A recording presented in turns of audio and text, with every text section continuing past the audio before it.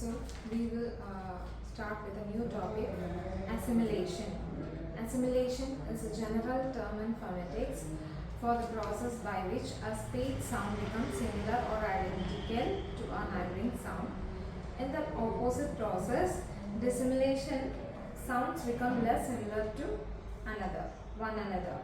The term assimilation comes from the Latin meaning make similar to. അപ്പോൾ ഇനി നമ്മൾ പറയാൻ പോകുന്നത് അസിമിലേഷൻ എന്നുള്ള ടോപ്പിക്കാണ്. അസിമിലേഷൻ എന്ന് പറയുന്നത് ഒരു ജനറൽ കോണ്ടെക്സ്റ്റിലുള്ള ഒരു ജനറൽ ടേമാണ്. അതുപോലെ സ്പീച്ച് സൗണ്ട്സ് ഒക്കെ തമ്മിലൊരു സിമിലാരിറ്റി അല്ലെങ്കിൽ അടുത്ത ഉള്ള സൗണ്ടുമായിട്ട് ഒരു ഐഡൻറ്റിക്കലായിട്ട് തോന്നുന്ന അങ്ങനെയുള്ള വേർഡ്സിനെയാണ് അസിമിലേഷൻ എന്ന് പറയുന്നത്. അപ്പോൾ അതിന് നേരെ എതിരാണ് ഡിസിമിലേഷൻ എന്ന് പറയുന്നത്. Sounds become less similar to one another. എന്നാൽ രണ്ട് വേർഡ്സ് തമ്മിലുള്ള സൗണ്ട്സിന് സിമിലാരിറ്റി ഇല്ല, പരസ്പരം സിമിലാരിറ്റി ഇല്ലാത്തതിനാണ് എന്താണ് ഡിസിമിലേഷൻ എന്ന് പറയുന്നത്. The term assimilation comes from the Latin word make similar to. Latin word ആയിട്ടുള്ള മേക്ക് സിമിലർ ടു എന്നുള്ള മീനിങ് ആണ് അസിമിലേഷൻ എന്നുള്ള വേർഡിന്റെ മീനിങ് എന്ന് പറയുന്നത് അതാണ്. It is a sound change in which some phonemes, typically consonants or vowels, change to become more similar to other nearby sounds. A common type of phonological process across languages, assimilation can occur either within a word or between words. അപ്പോൾ അങ്ങനെ ഒരു sound change ആണിത്. It is a sound change in which ചില phonemes എന്താ smallest unit of speech distinguishing one from another change to become more similar to nearby sound. അതിൻ്റെ തൊട്ടടുത്തുള്ള സൗണ്ടുമായിട്ടൊരു similarity അതിൽ വരുന്നുണ്ട്. A common type of phonological process across languages, assimilation can occur either within a word or between words. ഇതൊരു common type of phonological process ആണ്. ഇപ്പം അസിമിലേഷന് ഒരു വേർഡിലും ഒരു വേർഡിൻ്റെ രണ്ട് വേർഡ്സിൻ്റെ ഇടയ്ക്കും എന്താ പറയുക നടക്കാൻ സാധ്യതയുണ്ട്. It occurs in normal speech but becomes more common in more rapid speech. Normal സ്പീച്ചിലാണ് ഇത് ഒക്കർ ചെയ്യുക, പക്ഷേ ഏറ്റവും കൂടുതൽ കോമൺ ആയിട്ട് കാണാൻ പറ്റുന്ന റാപ്പിഡ് സ്പീച്ചിലാണ്. പെട്ടെന്നുള്ള ഒരു ഷോർട്ട് ടൈമിൽ സ്പാനിൽ തന്നെ പറയുന്ന അങ്ങനെയുള്ള സ്പീച്ചിലാണ് കൂടുതലായിട്ട് ഇത് കോമൺ ആയിട്ട് നമുക്ക് കാണാനായിട്ട് സാധിക്കും. In some cases, assimilation causes the sound spoken to differ from the normal pronunciation in isolation, such as a prefix of English input pronounced with phonetic m rather than n. In other cases, the change is accepted as canonical for the word or phrase, especially if it is recognized in standard spelling. Implant, pronounced with m, composed historically of in plus plant. അപ്പോൾ ഇവിടെ എന്താ പറയണമെന്ന് വെച്ചാൽ ചില കേസസിൽ എന്താ പറയുക assimilation causes sounds spoken to different from the normal pronunciation in isolation. Normal പ്രൊനൗൺസിയേഷനിൽ നിന്ന് ഡിഫറൻസ് വരാറുണ്ട്. ഇപ്പോൾ പ്രിഫിക്സ് ഇൻപുട്ടിലുള്ള പ്രിഫിക്സ് ഇൻ അതിൽ എങ്ങനെയാണ് മൂന്ന് വരുന്നുണ്ട് ന് പകരം. അതേപോലെ തന്നെ അത് കാനണിക്കലാണ്. എന്നാൽ ഒരു ജനറൽ റൂളിനെ കൺഫേം ചെയ്യുന്ന രീതിയിലാണ് വരുന്നത്.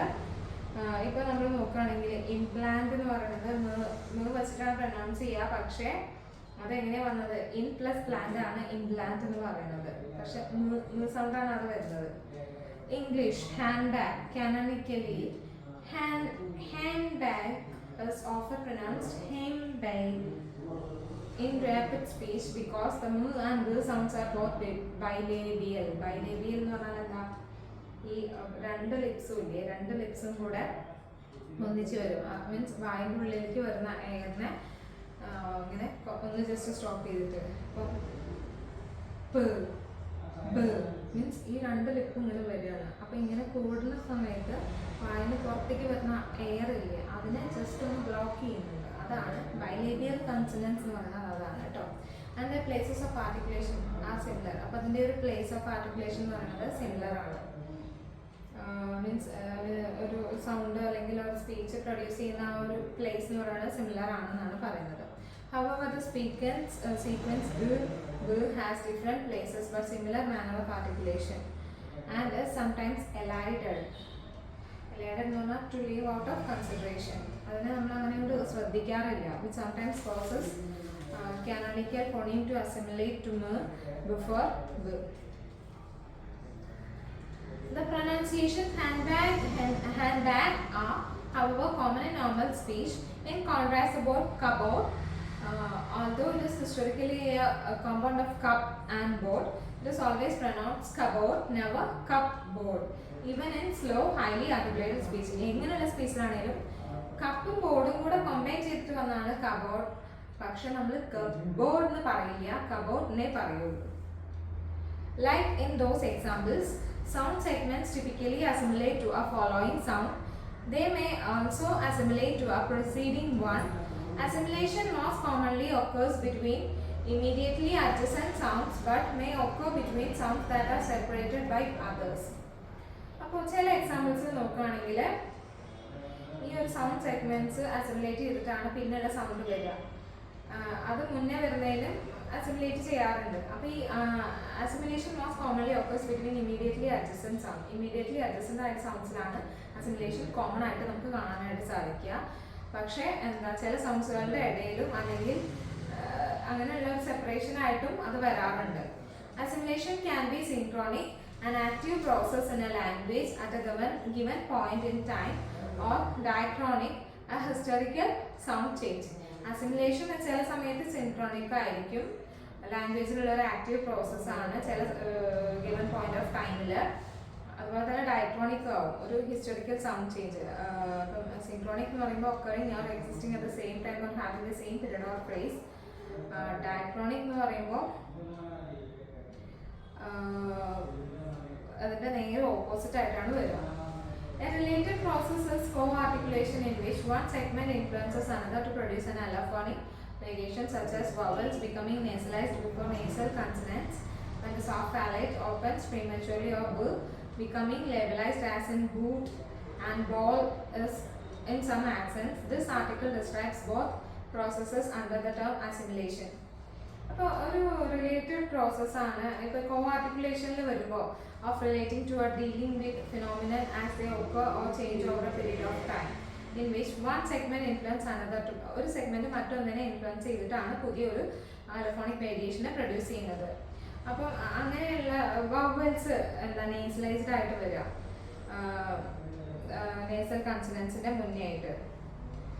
അപ്പോൾ എന്താണ് ഈ സോഫ്റ്റ് പാലറ്റ് പെട്ടെന്ന് ഓപ്പൺ ചെയ്യും. ഇപ്പോൾ b becoming labialised as in boot. Babe എന്നുള്ളത് ബൂട്ട് എന്നുള്ള വാക്കിലും ബോൾ എന്നുള്ള വാക്കിലൊക്കെ ലേബിലൈസ്ഡ് ആയിട്ടാണ് ചില ആക്സൻസിൽ വരുന്നത്. This article describes both processes under the term assimilation. ഇതൊക്കെ അസിമുലേഷൻ എന്നുള്ള ടേമിൻ്റെ അണ്ടറിൽ വരുന്നതാണ്. The physiological or psychological mechanisms of co-articulation are unknown, and co-articulation is often loosely referred to as a segment being triggered by an assimilatory change in another segment. In assimilation, the phonological patterning of the language, discourse styles and accents are some of the factors contributing to changes observed. ഇപ്പോൾ physiological അല്ലെങ്കിൽ psychological മെക്കാനിക്സിലാണെങ്കിലും coarticulation എന്നുള്ളത് unknown ആണ്. അതുപോലെ തന്നെ ഒരു triggered ആയിട്ടുള്ള ഒരു സെഗ്മെന്റ് ആയിട്ടാണ് കോ ആർട്ടിക്കുലേഷൻ റെഫർ ചെയ്യുന്നത്. Triggered means cause to be particular action process or situation by an assimilatory change in another segment. ഒരു മറ്റൊരു സെഗ്മെന്റിൽ ഒരു അസിമുലേറ്ററി ചേഞ്ച് ആയിട്ടാണ് അതിനെ കാണുന്നത്. In assimilation, the phonological patterning of language, discourse styles and accents are some of the factors contributing to changes observed. ഇപ്പോൾ അസിമുലേഷനിലാണെങ്കിൽ ഈ phonological patterning of ലാംഗ്വേജും discourse സ്റ്റൈൽസും ആക്സെൻറ്റും ഒക്കെയാണ് ഇങ്ങനെ ചേഞ്ച് വന്നിട്ടുള്ള ഫാക്ടേഴ്സ് ആയിട്ട് നമ്മൾ കാണുന്നത്. പിന്നെ പറയുന്നത് there are 4 configurations found in assimilation. അസിമുലേഷനിൽ 4 configurations നമുക്ക് കാണാനായിട്ട് സാധിക്കും. Between adjacent segments, between segments separated by one or more intervening segments, changes made in reference to a preceding segment, changes made in reference to a following segment. Although all 4 occur, changes in regard to following adjacent segments account for virtually all assimilatory changes and most of the regular ones. അപ്പോൾ ഈ 4 എണ്ണം എന്താണ്, ഇങ്ങനെയുള്ള adjacent segmentൽ changes വരുത്താറുണ്ട്. Assimilation to an adjacent segment are vastly more frequent than assimilation to a non-adjacent one. ഒരു adjacent സെഗ്മെന്റുമായിട്ടുള്ള അസിമിലേഷനേക്കാളും non adjacent സെല്ലിലെ assimilation ആണ് കൂടുതൽ വാസ്റ്റും ഫ്രീക്വന്റ് ആയിട്ട് ഉള്ളത്. Those radical asymmetries might contain hints about the mechanism involved, but they are not obvious. അപ്പോൾ അങ്ങനെയുള്ള radical അസിമെട്രീസ് എന്താണ്? അതിൽ ഹിൻസ് ഒക്കെ ഉണ്ടാവും, ഈ മെക്കാനിസം ഇൻവോൾവ് ചെയ്യുന്നതിന്റെ ഹിൻസ് ഒക്കെ ഉണ്ടാവും, പക്ഷെ അത് ഒബ്വിയസ് അല്ല എന്നാണ് പറയുന്നത്. If a sound changes with reference to a following segment, that is traditionally called regressive assimilation. ഇപ്പം എന്താ പറയുക, ഒരു സെഗ്മെന്റിനെ ഫോളോ ചെയ്തിട്ട് സൗണ്ട് ചേഞ്ച് വരികയാണെങ്കിൽ അതിന് നമ്മൾ റിഗ്രസീവ് അസിമിലേഷൻ എന്ന് പറയും. Changes with reference to a preceding segment are traditionally called progressive. അപ്പോൾ പ്രിസീഡിംഗ് സെഗ്മെന്റിൽ വരുന്ന ചേഞ്ചസിനെ നമ്മൾ എന്ത് പറയും? പ്രോഗ്രസീവ് എന്നാണ് പറയാം. Many find those terms confusing. അപ്പോൾ പലർക്കും ഈ ഒരു ടേംസ് കൺഫ്യൂസിങ് ആയിട്ട് നമ്മൾ വരാറുണ്ട്. So as they seem to mean the opposite of intended meaning. Accordingly, a variety of alternative terms have arisen, not all of which avoid the problem of traditional terms. Regressive assimilation is also known as right to left leading or anticipatory assimilation. Regressive assimilation നമുക്ക് right to left leading or anticipatory assimilation എന്ന് പറയാം. അല്ലെങ്കിൽ അതേപോലെ തന്നെ progressive assimilation is also known as left to right perservative lagging or lag assimilation. Progressive assimilation left to right അല്ലെങ്കിൽ preservative or lagging or lag assimilation അങ്ങനെയും പറയാം. The terms anticipatory and lag are used here. ഇവിടെ anticipatory lag എന്നുള്ള terms ആണ് use ചെയ്തിട്ടുള്ളത്. Occasionally two sounds may influence each other in reciprocal assimilation. Reciprocal അസിമിലേഷനിൽ രണ്ട് sounds influence ചെയ്യാറുണ്ട്. When such a change results in a single segment with some of the features of both components, it is known as coalescence or fusion. അപ്പോൾ ഇങ്ങനെയുള്ള changes ഈ single സെഗ്മെന്റിലുള്ള ഇങ്ങനെ ചേഞ്ചസിനെ നമ്മൾ പറയുന്നത് coalescence or fusion എന്നാണ്. Assimilation occurs in two different types. Complete assimilation, in which sound affected by assimilation become exactly the same as the sound causing assimilation, and partial assimilation, in which the sound becomes same in one or more features but remains different in other features. അപ്പോൾ രണ്ട് ടൈപ്പായിട്ട് assimilation ഒക്കെ ചെയ്യാറുണ്ട്. ഒന്ന് complete assimilation, അതിന് sound affect ചെയ്യുന്നത് മറ്റ് സൗണ്ടുമായിട്ടൊരു same ആയിട്ടുള്ള തരത്തിലുള്ള ഒരു അസിമിലേഷൻ ആണ് നടക്കുന്നത്. രണ്ടാമത് പറയുന്നത് പാർഷ്യൽ അസിമിലേഷൻ ആണ്. Sound become same in one or more features but remains different other features. ഒന്നോ രണ്ടോ ഫീച്ചേഴ്സിലൊക്കെ സൗണ്ട് സെയിം ആയിരിക്കും, അതർ ഫീച്ചേഴ്സിൽ എന്തായിരിക്കും, അത് ഡിഫറെന്റ് ആയിരിക്കും.